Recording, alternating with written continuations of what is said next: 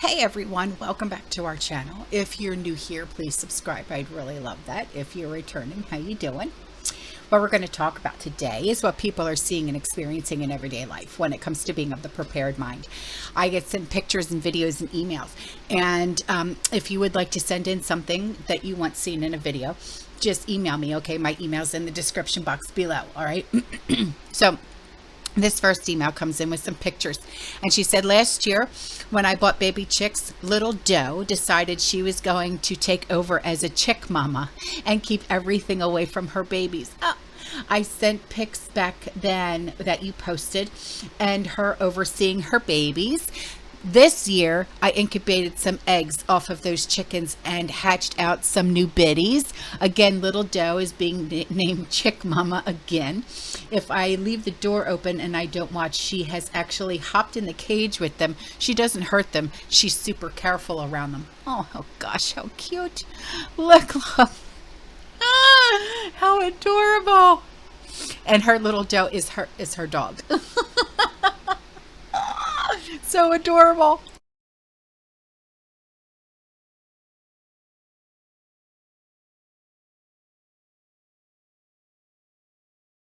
So here is an email and some pictures from a community member. She said, this is really good. I never have cared much for raspberries, but recently got a bunch of free ones. So I juiced them in my steamer juicer to extract the juice and made this raspberry lemonade concentrate. Oh, do tell. She said, when you go to use it, you mix it with equal amounts of water. I also used the leftover berry mash in top of the steamer with leftover raspberry juice after making the concentrate recipe to make raspberry preserves. Oh, yummus. Okay, so here are the pictures that she sent in, and it also comes with a recipe. So when the recipe comes up, just pause it so you can write it down. Here you go.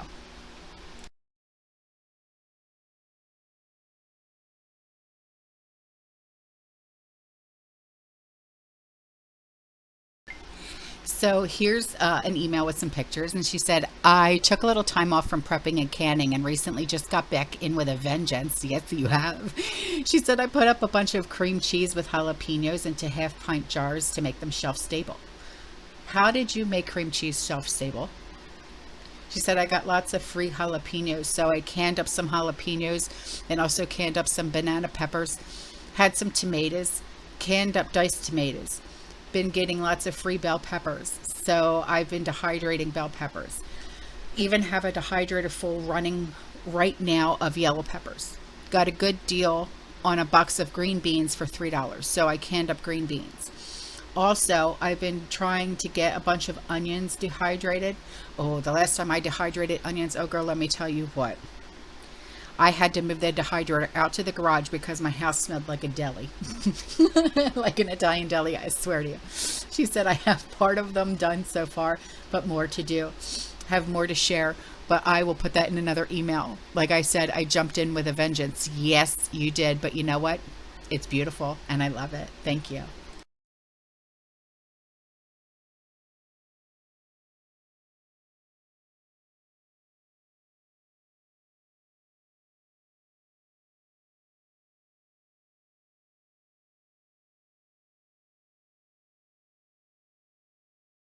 So here's another email, and she said, here's more of my recent preps.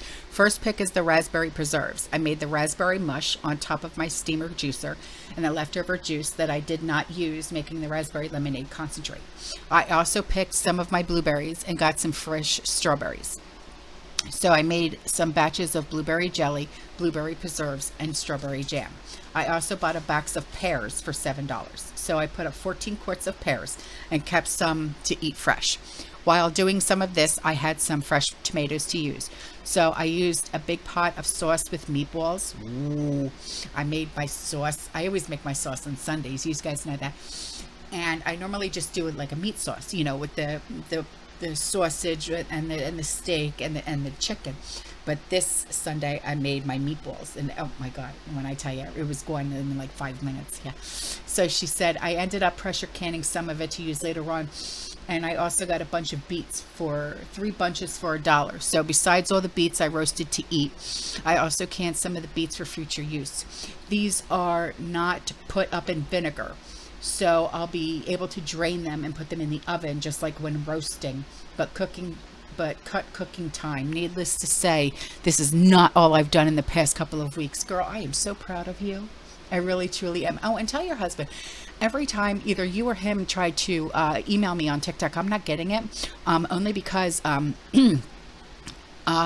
do the TikTok, like my accounts on my computer, and I don't have it on my phone.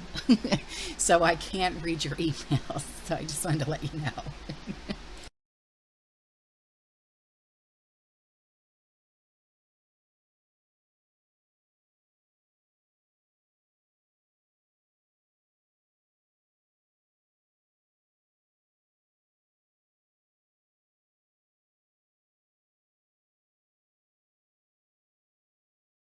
So here we go. Here's an email. She said, I did 2 batches of strawberry fruit leather.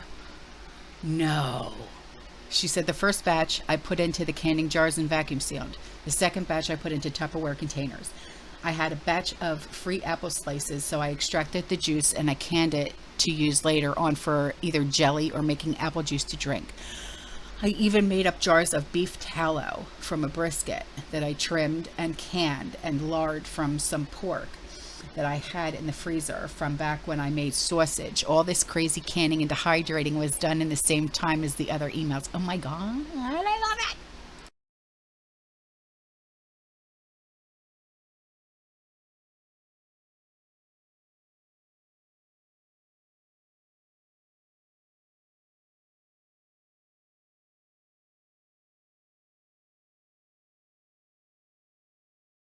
Okay, so here's another email. She said, just a little bit of bell peppers. I've been dehydrating.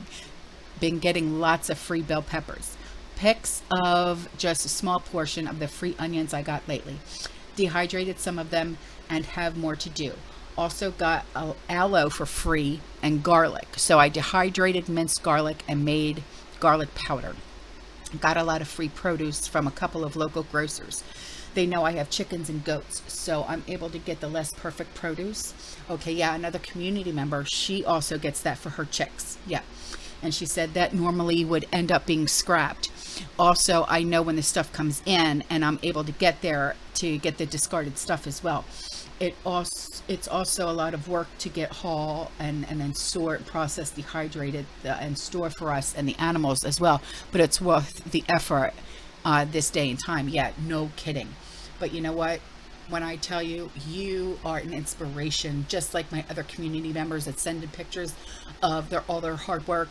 I applaud you guys. I really, truly do. It's so beautiful.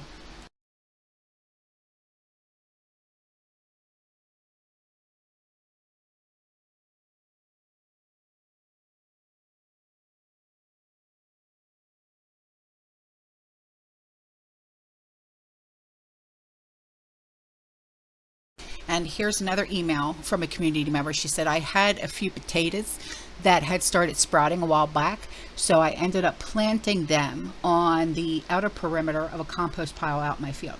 Didn't do anything but plant them and forgot about them. Then one day I happened to notice all the beautiful green potato plants that sprang up. So a couple days ago, I noticed that the tops had all been dying. So I went to check and ended up digging up all these potatoes. Wow. We'll be planting more out there in the next couple of days. And then this on top of nearly 200 pounds of red potatoes I just got for free. Some will be shared with family, and I will be canning up the rest this week, needless to say. Oh, I love it. So here's an email from a community member. She said, I went to a yard sale on Saturday near my mom's house. I got a great deal and a brand new Instapot. Oh, I love my Instapot. She said it's a 3-quart size, never used, $10. Oh. On my way back to my mom's, I saw a sign in a front of someone's house that said, please pick the cherries. No. My mom and I went to the house and picked cherries off the trees they had in their front yard along the sidewalk. We picked about 14 pounds. Stop. Are you serious? Mom kept some of them and I took the rest home to make cherry jelly. Oh, my mom has a juicer pot for the stove and I put the cherries in it. Ended up with 12 3/4 pint jars and still have half-gallon and 1-quart jar juice in the fridge. I need to buy more jars tomorrow and pectin. I am guessing that about 24 of the jars will be what we got out of the free cherries. I am sure there are stories about people using the water bath method for canning. Yes, well, here is mine. Okay, awesome. She said, first, I didn't check to see if the hose was completely level with the side of the pot. Then I learned you don't mash the cherries once they start cooking because little bits of cherries will go through the holes of the basket. Yeah. And through the cone holes in the middle of the juicer. Yep. Those two mistakes caused juice to spill onto the burner, and I start cooking the juice. I couldn't figure out why it was starting to smell like burned sugar. Then the smoke alarm went off. And there wasn't any smoke. I am still trying to figure out why the alarm went off without any smoke.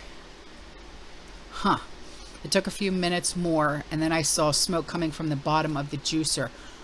Oh no, what a mess. The juice filled up the drip pan, overflowed to under the top of the stove, so I had to stop and clean up and finish juicing the cherries. Oh girl, what a mess. But the pictures are gorgeous, and those cherries look yummalicious, and I'm so jelly right now. No pun intended.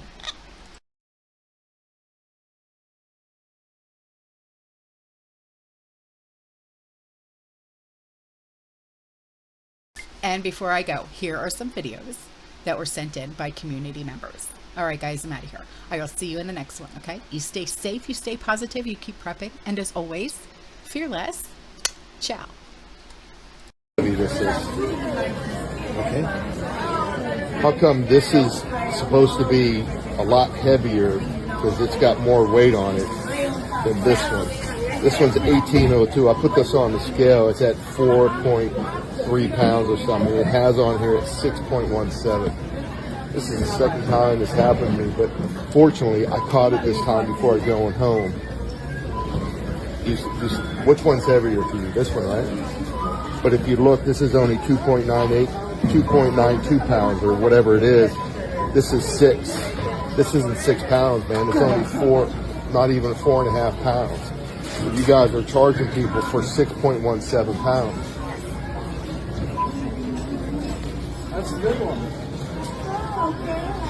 I'm glad I caught it this time because last time I took it home and I was out money on that. I want this. But I'm just bringing this to your attention. You're a manager. Something needs to be done about this because how many other people that don't realize this that, I'm not saying you, but the company in general is ripping off.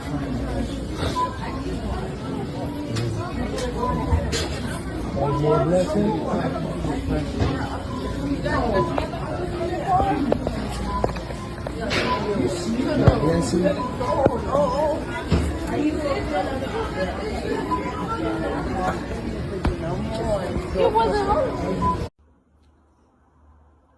All right, we warned about this. We said it was coming.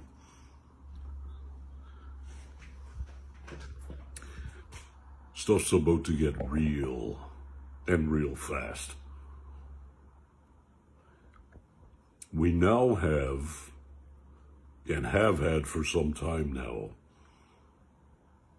foreign military and their equipment on our soil. First of all, our own military is moving at breakneck speeds to strategic areas, we'll say, not only in Canada, but in the US as well. The military's on the move. They're moving thousands and thousands of pieces of equipment. The videos are posted all over the place. You can find them for yourself. So we know something's coming up, and, you know, those that are awake know exactly what it is. But before we get there, the foreign entity and military that I'm speaking about is the UN, the United Nations. Their vehicles, their military tanks, and many others, and many other troops are on our soil, non-elected. These people are evil. Your leaders are allowing it. because their agenda is evil. What they're doing and what's coming in the near future, mark my words, is a climate lockdown. These fires that were purposefully set are just a precursor to what's to come. The East Coast here in Canada are already starting. Not allowed to hike, not allowed to do this, not allowed to do that in many areas. And that's going to spread faster than the wildfires. They are already prepping for the climate lockdowns that are coming. Have you heard about these in Parliament? Have you heard about Pierre Poilievre or anybody else talking about them? Absolutely not. But they're aware and they know, and they're all in cahoots and working together. You ready for the lockdowns? You're going to allow it this time? Let's wait and see. Stay free. God bless. The U.S. military is planning an unprecedented training exercise this summer called Operation Jade Helm 15 across 7 states. And with polls showing trust in the government near record lows, that exercise has some Americans feeling uneasy. Jennifer Wishon brings us that story. Have you heard of this military special operations command exercise called Jade Helm? Speculation about why the military wants to train in American communities instead of military bases is fueling a growing number of theories across the internet and social media. The government will take action when it thinks its authority is threatened. Texas Governor Greg Abbott has even asked his National Guard to monitor it. So what is Jade Helm 15? It's realistic military training taking place simultaneously in 7 states, from Southern California to Texas. Over 8 weeks, the nation's elite special forces will practice unconventional warfare by operating outside their normal support systems, adapting to new terrain, and working with civilians to gain their trust. When news of the operation broke, the phones inside Texas Congressman Louis Gohmert's office lit up. At first, people were not sure what to think. Do we have to worry about martial law? Is our federal government coming in and going to practice imposing martial law on Texas? A former Army captain, Gohmert says he understands the need for training, yet it bothers him that as part of the exercise, the military is labeling Texas, Utah, and Southern California as hostile. This is actually taking areas of our home country, the United States, and saying Texas is hostile, Utah is hostile, Southern California is hostile, and we got to take it back from the hostiles. I find that incredibly offensive. And he thinks it's no coincidence that the Jade Helm 15 map looks an awful lot like the 2012 political map. So-called hostile states are colored red. The suspicion surrounding Jade Helm 15 is fueled by the fact that a vast majority of Americans simply don't trust the government, a level of mistrust that has peaked under the Obama administration, driven by what many believe to be violations of the Constitution and civil liberties. This is what Americans understand war looks like, but Cheryl Chumley, author of Police State USA, says Jade Helm 15 is introducing a new type of warfare, the master of the human domain. What's going to happen is the special operations soldiers are going to be dressed in civilian clothes, driving civilian vehicles, and they're going to be tasked with striking up rapport with the local citizens. It's a new strategy to root out terrorists since locals notice odd behavior first. In Jade Helm, citizens are part of the exercise. Watch out, because that guy that strikes up a conversation with you at the local 7-Eleven, is he a Jade Helm 15 participant? You know, it's a psychological warfare that it kind of messes with your mind a little bit. White House spokesman Josh Earnest says special forces moving about communities will wear armbands. I feel confident in expressing to you, without having a lot of detailed knowledge of the particular exercise, is that the civil liberties and constitutional rights of American citizens will be in no way affected by this exercise. Despite conspiracy theories, Congressman Gohmert isn't worried that the U.S. military is going to issue martial law, but he's not happy with the president. When my own commander-in-chief, through his subordinates, is just fine with, for games purposes, declaring an enemy of 2 or more of your states I've got a real problem with that. That is one of the most insensitive, just outrageous things that a military commander could do. Chumley urges Americans to always stay vigilant when it comes to the government. What I love most about America is that our rights come from God, not government. And I think we need to hold fast to that principle, because once that's gone, then you just open the doors to more and more government encroachments. Jennifer Wishon, CBN News.